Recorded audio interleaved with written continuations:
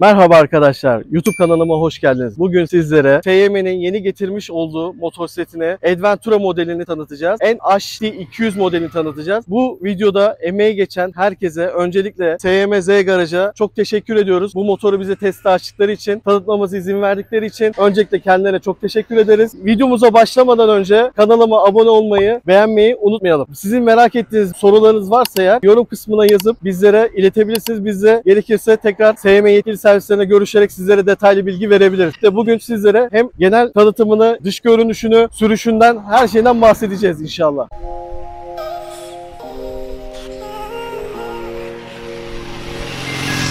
Merhaba arkadaşlar. Dediğimiz gibi bugün sizlere SYM'nin yeni getirmiş olduğu Adventura hem de Enduro tarzı motosikletini tanıtacağız. SYM 1952 yılında Tayvan ülkesinde kurulan bir fabrikadır. Bu sektöre Türkiye pazarı ve birçok ülkelerde satış politikası yer almaktadır. Türkiye'de genellikle maxi scooterları çok sevildi ve tutuldu. Bir dönem SYM Wolf modelleri geldi 250 cc ama maalesef ki Türkiye pazarında herhalde istediği satış elde edemedi. Tekrar geri çekildi. SYM Peugeot markasının motosikletlerin, scooterların da motor bloğu temin etmektedir, mekanik kısmını. Yani SYM motor konusunda çok başarılı. SYM NHD 200 modelini tanıtacağız.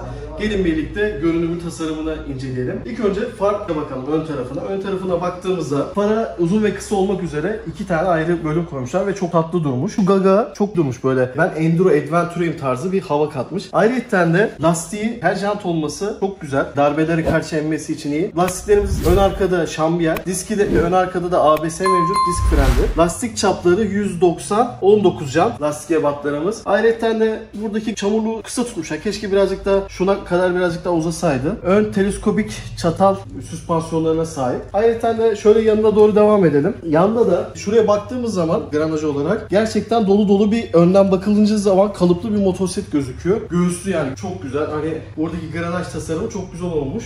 En azından motosiklet ben buradayım diyor. SYM'nin en çok yani tasarıma bu sene çok önem vermiş. Aynı zamanda da motosikletimizin burası plastik. Metal diye düşünmeyin. Bura plastik. Aynı zamanda da 11 litre yakıt deposuna sahip. Şurada bir ufak bir motor koruması gibi düşünmüşler. Plastik yapmışlar. Soğutma amaçlı herhalde ama burası plastik değil de metal, alüminyum böyle olsaydı daha iyi olurdu. Burada plastik olması biraz olumsuzluk yaratıyor. Ayrıca de radyatörü burada. Görebiliyor musunuz kameradan? Şurada radyatörü mevcuttur. Ya su soğutmalı bir de. En güzel yanı motor bloğunda yani SYM kendini ispatlamış. Bu konuda motor bloğu olsun. Sessiz çalışıyor. Ya o kadar ben motor sesi duymuyorum. Videoda da duyduğunuzu düşünmüyorum. Gayet güzel, akıcı. Kartel yapılabilir, tasarlanabilir. Kartel korumadan bahsettikten sonra burada sıvı soğutmanı mevcut. Ayrıca de şurada parmağımın olduğu yerde yağ seviyesini göstermek için çok güzel cam koymuşlar. Çok düşünmüş. Burada da hidrolik yağ seviyesi mevcut. Buradan eklenebiliyor. Bakımları yapılabiliyor. Gayet güzel düşünmüş. Pratik. Burada ayak freni zaten. Motosikletimiz 200 cc geçmektedir ama 189 cc'dir. Su soğutmalıdır. Aynı zamanda da 6 vites mevcuttur. Su beygir de güce sahiptir. Vites geçişleri de güzel. Sert değil. Yumuşak. Şıkır şıkır geçmektedir. Yani genel anlamda beğendim. Hızlanması iyi, gaza dokunduğunuzda tepkileri güzel. Ayrıca de yolcu basamağı böyle açılır kapanır yapmışlar. Bu da çok güzel bir detay. Burada da egzoz kısmına gelecek olursak da aslında çok bir sade bir egzoz olmuş. Keşke bunun açısını bir 15 derece daha geriye doğru alsalarmış, daha iyi olurmuş. Neden derseniz buraya yan çanta koyduğunuz zaman ne yazık ki bu belki engel olabilir. Eğer yan çantalı da olursa çok güzel olur, tadından yenmez. En azından Afrika TV'nin GS havası yaratır. Bir yandan baktığımızda dolu dolu bizi gerçekten gözü doyuracak bir motosiklete sahip. Arka tekere gelecek olursak da burada şambiyer lastik mevcut. Aynı zamanda da markası yine de fabrikasyon lastik mevcuttur. CST marka lastik ön arka. Ayrıca de buradaki lastik de bizi 130, 80, 17 jant karşılamaktadır. Tel jant neden yapılıyor bu motosikletleri? Bu motosikletler arazilerde iyi verim alabilmek için, darbeleri iyi emsin diye genelde tel jant kullanılmaktadır. Disk yine aynı şekilde. Ön ve arka ABS, en güzel yanı da bu. Yani artık günümüzdeki motosikletlerde can güvenliği için ABS olması çok iyi. Şimdi diğer bir konuya gelecek olursak çanta demiri çok güzel. Neden derseniz vida yerleri çok güzel. Hani her yerden tutturabilirsiniz tablo alsanız. Ayrıca de çok kalın. Metal bir çanta. Ayrıca de tutmaçları da iyi. En azından ekstra aksesuara para vermenize gerek kalmayacak. Çünkü burada tutmaç demirleri de olsun, çanta da olsun, çok güzel. Arkadan bir görünüşüne bakalım. Diğer bir görünüşü. Arkada ufak bir far stopu karşılıyor bizi. Bunlar ön arka farlar hepsi sinyallere kadar LED. Plaka aydınlatması mevcut. Gayet güzel. Kuyruk kısmı güzel. Buraya hugger takılabilir. Ekstra olarak buralardan alınıp buraya bir çamurluk seyirici hugger takılabilir. Güzel düşünülebilir. Çünkü motor daha doldurulabilir. Bu aksesuarsız, yani bayilerde sunulan şekilde çıplak halidir. Aynı zamanda buraya gelelim. Burada bize diyor ki bu motor 4 valfli F1 enjeksiyon sistemine sahip. Yani valf sistemi yüksek. Başka modellerde de aynı şekilde 4 valfli geldi bu sene. Bu motorda 4 valfli diye şey yapmışlar. Aynı zamanda da torku ve gücü çok iyi. 100 beygir olması da gücüne güç katıyor. Çalıştığını pek duymuyorsun. Sanki böyle devir aralığı güzel, güçlü bir motosiklet. O yüzden de kalkışları falan iyi, sert değil. Zincir korumalımız var. Ufak bir çamurluk önleyicimiz var. Daha güzel ve dolu gözükülebilir. Burada yanaklık var. Ondan sonra burada müşür var. Büyük ihtimal yanaklı alınca stop ediyordur diye. Ekstra para vermenize gerek kalmıyor. 2 ayaklıkla birlikte gelmektedir motosikletimiz. Burada vites var. 1 aşağı, 2, 3, 4, 5, 6 yukarı şeklinde gitmektedir. Bir de burada bu motorun bir özelliği var. SYM'ler motosikletlerinde en çok önem verdiği bir şey var. Motorlarının tamamı seramik kaplama. Seramik kaplama çizilmesine daha uzun ömürlü kılıyor ve çok başarılı bir sistem. Genelde Türkiye'de çok sevilir bu motor bloğu. Bu motor bloğundan dışındaki suyu aktarmasına yarıyor. Burada radyatörü mevcut zaten. Panı da gözüküyor zaten burada.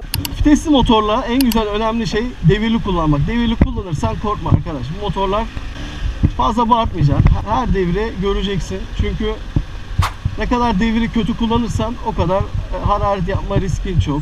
Çok güzel, sade, güzel, dolu dolu bir motosiklet var. 189 cc dediğimiz gibi. Burada ufak bir koruma demiri var. Dediğim gibi buradan bu uzatılabilir buraya doğru. Buradan bir gaganın içinden şey yapılabilir, karşılanabilir. Daha buna aksesuar eklenebilir. Dediğim gibi boş bir motor. Bir de koltuktan bahsedelim. Öncelikle koltuğu yayvan. Hani diğer bir şeylere baktığımız zaman böyle ince daraltılı yok. Böyle geniş yayvan. Sanki maxi scooter bir havası veriyor gibi duruyor. Serisine bakalım. Öncelikle avadanlık yok. Artık yeni motosikletlerde avadanlık koymuyorlar maalesef ki. Burada arıza tespit için, beyne takmanız için soket mevcut. Burada akümüz mevcut. Motorumuz genel anlamda çalışır. Burada şasisi yazıyor zaten. Şase numarası burada. Ayrıca hava filtresi de burada tahmin ediyorum. Hava emiş yerleri, delikleri burada. Büyük ihtimal şunlardan biri söküldüğü zaman hava filtresiyle karşılıyor veya deponun altında da olabilir. Tam bilmiyoruz daha, sadece şu an genel anlamda. Burada anahtarlı mevcut. Seli açmak için bunu çevirdiğiniz zaman buradan seli açılır. Tekrar oturtuyorsunuz. Motorcular genelde depoları kapağı elimizde kalır diye şikayet ederler. Tahmin ediyorum SYM bunda çok iyi bir iş başarmış. Burada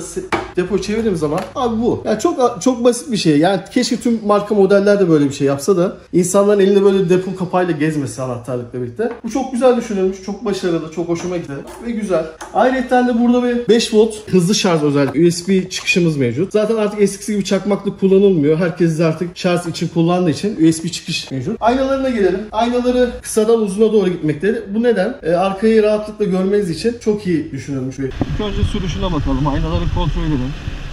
Aynaları gayet güzel. Sürüş keyfi veriyor. Aynaları güzel arkaya gösteriyor. Evet arkadaşlar, motor bilgisinden genel anlamda bilgi verdik. Seramik kaplama olduğunu falan söyledik. 9 beygir güce sahip olduğunu, sıvı soğutmalı olduğunu, ön tarafta da radyatörlü olduğunu. Aynı zamanda da fabrika verilerine göre bizlere sunulan 100 kilometrede yaktığı veri 2.8 diyorlar ama şehir içinde kullanacak arkadaşlar 3-3.5 diye düşünsün. Şehir içi uzun yollarda da 2.5-3 arası diyebiliriz. Aslında yakıt performans ürünü. Yani bu yakıtlarda bu motor çok güzel. 200 cc olmasına rağmen. Yani 100 kilometrede ortalama baz alırsak 3 litre bence gayet iyi. 200 cc su soğutmalı bir makine ve güçlü bir torklu bir makine. Bu çok iyi bence. Bu kasaya göre ideal bir düşünülmüş. Gösterge bir elektrik verelim. Öncelikle hoş geldin diyor bize. Ben şu an hatta yakıt pompası çalışıyor diye bir ses geliyor. Gösterge gösterelim. Burada sinyaller için lambası mevcut. Burada oil chicken yani yağ lambası. Burada yakıt benzin göstergesi mevcut. Anlık yakıt göstergesi yok. Trip var. Yani gittiğim mesafe. Bir de kilometre var. Hani keşke bir anlık yakıt göstergesi de olsaymış diyor insan. Burada boşa olduğunu gösteriyor. Burada motor arıza ışığı lambası. Burada uzun kısa yalnız zaman şey yapıyor. Uzun yazdı. ABS zaten belli baza geçtikten sonra dönüyordur. Aslında kilometre şu an 4 kilometrede. Burada akü voltajını gösteriyor. Aynı zamanda da saati gösteriyor. Burada da yakıt göstergemiz var. Depo boş olduğu için tabii burada ışıkları yanmıyor normalde. Yakıt göstergemiz de mevcut. Devir kadranı. Burada da hızı gösteriyor aktif olarak. Güneşte de göstergesi çok güzel. Neden derseniz gayet okunulabiliyor. Aküsü olsun. Şurada saati olsun. Gayet güzel gösteriyor. Vites göstergesi var. Şu an 2'de. 3'e aldım. Tekrar 2'ye aldım.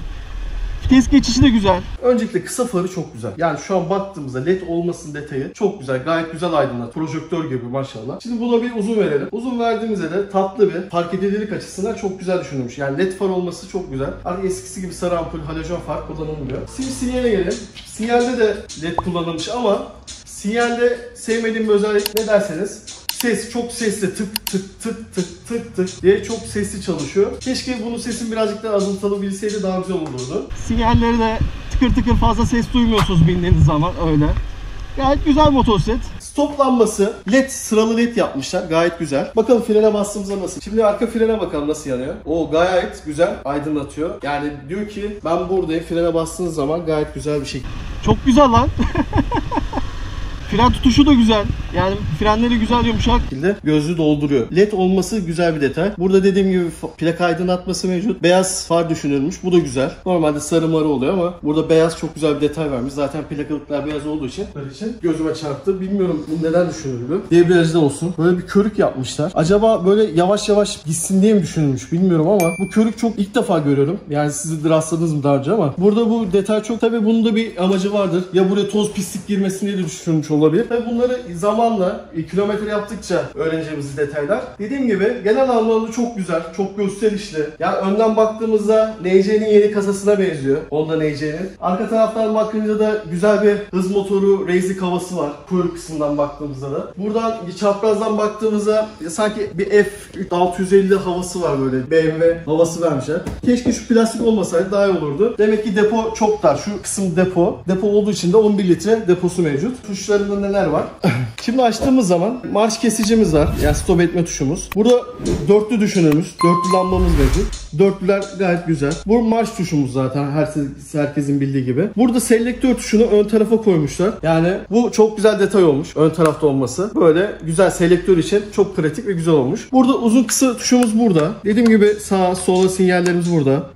Korna sesi de güzel. Böyle bir üçlü kornası gibi duruyor. Genel anlamda motora dediğim gibi koruma demiri, çanta, üçlü çanta yaptırılabilir ve çok güzel olur. Bu motora alüminyum çanta çok yakışır. Yani benim düşüncem. Buralara tankpadler yapılır, tasarlanır. Bunlar daha ufak detaylar. Daha yeni geldi. Daha geleli bayramdan sonra geldiği için, daha yeni bir motor olduğu için daha hemen aksesuarda temin edeceklerdir.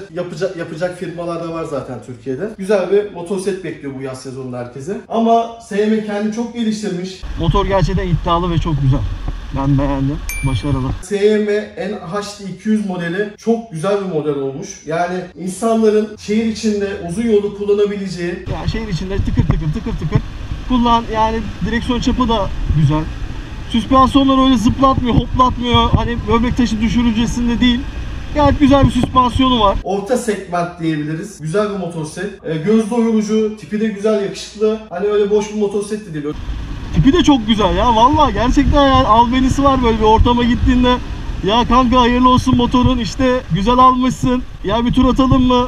Özellikleri de gayet güzel. Ön arka ABS olması da dezavantajı. Ve motor özelliği de seramik kaplama olduğu için de kendini scooterlarda gerçekten ispatlamış. Viteslilerde de tabii Türkiye pazarına yeni giriyor. Yeni girdiği için de inşallah kullanıcıları bu modeli beğenip alacaktır. Fiyatına da gelecek olursak şu an liste fiyatı 169.000 TL'dir.